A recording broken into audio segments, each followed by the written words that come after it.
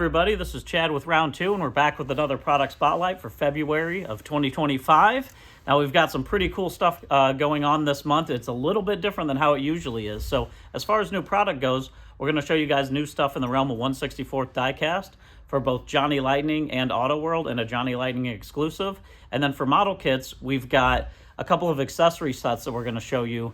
But we're still in the middle of our factory holiday, so we don't have new model kit product ready yet for boxes, but we do have some new stuff in the works. So we're going to show 3 new tools that are coming later on in the year. And at the end of the video, we're going to make an introduction of a brand new team member joining the model kit team. And we think a lot of you guys in the modeling world are going to know him, so stick around for that. We're going to get started and jump right in with the 1/64th. So jumping into the 1/64th scale, we've got a new release for Johnny Lightning to show you guys in collector tins. So this is going to be 3 cars, 2 variations of each, starting with the Olds Vista Cruiser 1964 version A in this light blue. Of course, with the collector tins, it always comes with the metal tin that matches, shows that flat art for the car on the side of the tin, and then you can store it within it. A lot of good details on this one as well. You can see all that silver trim running along the bottom, white line tires, chrome wheels, and tan interior for that version A. Version B is a 2-tone green, dark green on the outside, and with a lighter green interior. Again, a lot of great painted details on that one, and actually yellow line tires, which look really awesome against that green paint. Look at the tin that matches it. Next up, this is a really popular Johnny Lightning casting, and it's been a little while since we brought this one out, the 1992 GMC Typhoon. These 90s trucks have seen a big resurgence in popularity. First version being here in red. Super cool looking sport truck. Love the trucks that they were doing, like the S10s and the Typhoons back in the day. And then for the version B, we did more of a custom. It's this metallic green color. It has black wheels on that, which give it a really cool aftermarket look. Got that gray GM interior on the inside. And then third in the release for collector tins is the 1965 Ford Mustang 2+2. First version here is in green, again with a light beige interior for this one. White letter tires on it and a lot of painted detail, of course. Next version in blue, again with that beige interior and white letter tires on that one as well. Also for Johnny Lightning, we have our next hobby exclusive. So this is one where instead of being in a regular release, these are sold to hobby stores or smaller hobby stores, and they're more of a limited run item. This red Bel Air is a really cool one, the 1955 Bel Air. It's got the 2-tone with the white roof on the side, and this is done up in a drag car style. So you've actually got the big blown engine sticking out of the top of it. Huge supercharger and that big air catcher up on the top, and then it's got the drag style wheels on the back, which look real fat. They've got white letter tires on there. Really cool looking Bel Air drag car for that release. And then in 64 scale for Auto World, we have another 3-car set for you guys coming out. Some pretty cool cars in this one, and again 2 color variations for this. First off is the 1965 Ford GT40 coming back. Every time we do this casting, it sells out. This is a great looking casting. One of my favorites. It has jeweled headlights on this, which really adds to the authenticity of it, and it's a great example of a GT40, especially for the price point.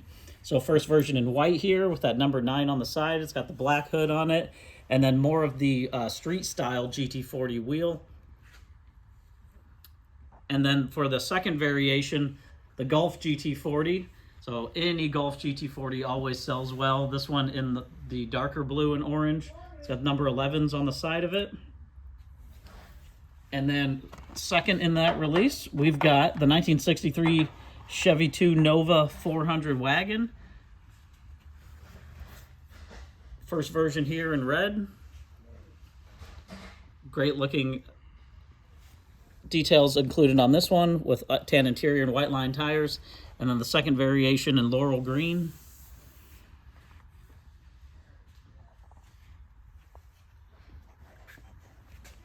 And then third in the release, the 2010 Chevy Camaro RSSS. So That first variation here is in yellow, very popular color for this era of Camaro. Again, has the striping going down the side of it. Chrome wheels really look awesome on this one. And then for version B, we move over to the red version with white striping on this one for that RSSS package, and again with those big chrome wheels. So great releases for Johnny Lightning and Auto World in 1/64 scale. Next, we're going to jump in and show you guys the model kit accessories. So starting off with the model kit accessories, we have two Aztec decal sheets for you guys for our new Star Trek kits. So a lot of you have been asking about these and the releases when they come out. First is the Aztec sheets for the Strange New Worlds USS Enterprise, NCC 1701. So this is a recent release from us. Came out in the last couple months, and the Aztec decal sheets we mentioned would be close behind. So a look at that sheet here, and then you can see here you actually get 3 separate sheets, and then a look at the Aztec paneling on that buildup on the packaging there for really making your Enterprise look great. And then also for Aztec decal sheets, we have this big set of sheets for our new Cerritos. This is the lower deck ship, so another one that you guys have really been pining for, the Aztec decal release for this. This kit has been selling incredibly well since we put it out. We've been really excited about the feedback that we've gotten from you guys on the lower deck ship, and again, we're just really excited to bring out the paneling decals to include in that new release. So that's what we have for the model kit accessories, but as I mentioned, we've got some all-new tooling sneak peeks that we're going to show you guys, so we're going to jump into that next. So jumping into the sneak peeks for our new tooling that we're working on. Now, some of these you guys might have seen if you went to the Detroit Area Auto Modeler show or a couple of the shows that we've been at, but we haven't had the chance to really show you guys sneak peeks of images or video of these kits that are in production. So what we're going to show you are 3D prints of these tooling mock-ups. These are now being cut for tooling, and they're all ready to go, and we feel it's time to show you guys this. So most of these are going to be coming towards the end of the year here. Starting off with, we've got the MPC 72 Duster kit. Now this one is another release that we've really been excited to bring out. It's based on our 71 Dodge Demon kit, which was a huge hit last year when we brought that back. Of course, all new tooling on that. So this shares some of those pieces from that Demon. So if you're familiar with building that kit, you'll know how this one's going to go together. This has, of course, the all-new Duster body, new interior that's going to be in it. It's got more performance parts, newer performance parts to put on the 340 engine. There's going to be, of course, new decals, retro-style box art on this, and then pad-printed Goodyear polyglass tires will also come with this kit. So this is another one. We're really excited to bring more of these kits out for you Mopar guys. Next up, we're also doing the AMT 65 Plymouth Barracuda Craftsman Plus kit. So this is all new tooling again. We used as a reference material the original 1965 annual kit, so this will be very similar in style to the original AMT 65 annual, but like we do with all of our Craftsman Plus kits, we went back and added stuff to make it easier to go together and have a little more options for when you build it up. So this kit's actually going to be, as a Craftsman's kit, it's still going to come with a separate hood and an engine plate. So if you want to add an engine to this curbside style kit, it'll be much easier to do that. We included clear headlamps, which weren't on the kit originally, to give it a much more realistic look. And then it's going to have a choice of either deluxe or sport wheels and pad printed tires, of course, all new decals, box art, and all of that. So it'll be what you have come to expect from some of our new Craftsman Plus style kits for that 65 Barracuda.